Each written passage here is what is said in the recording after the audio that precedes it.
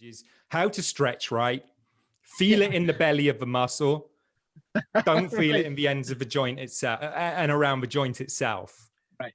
The guy years ago wrote The Science of Yoga, or it was a Times book on yoga, and what got all the publicity was all the injuries he talked about coming out of yoga. That wasn't the point of the book. That was a sensationalistic point.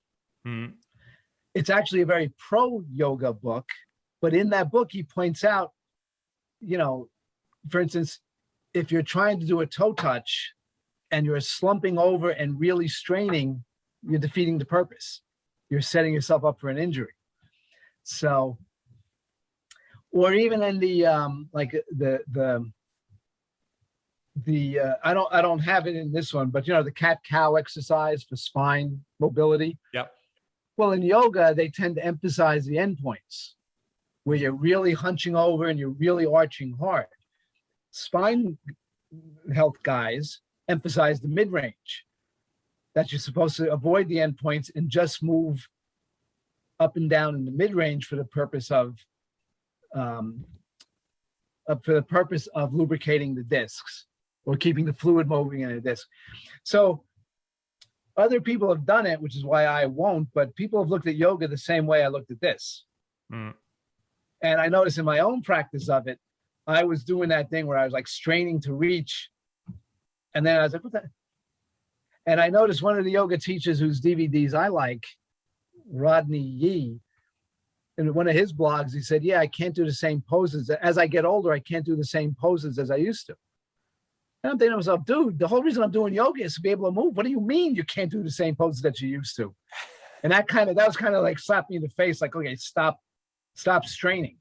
Right. So now when I do his yoga DVD, I do it knowing what I know.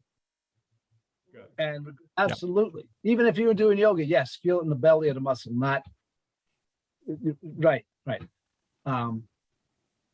Because again, any practice you have to cut back or eliminate as you get older.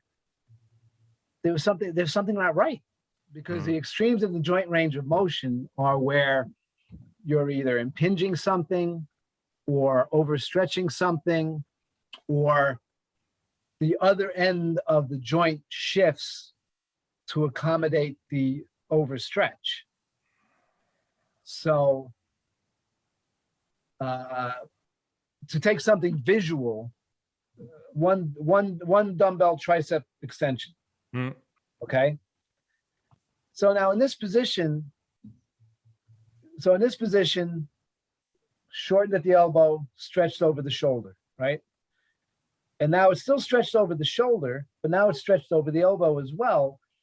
So when the tricep goes taut, if you insist on getting that deep stretch, your shoulder blade tries to move to accommodate the overstretched tricep.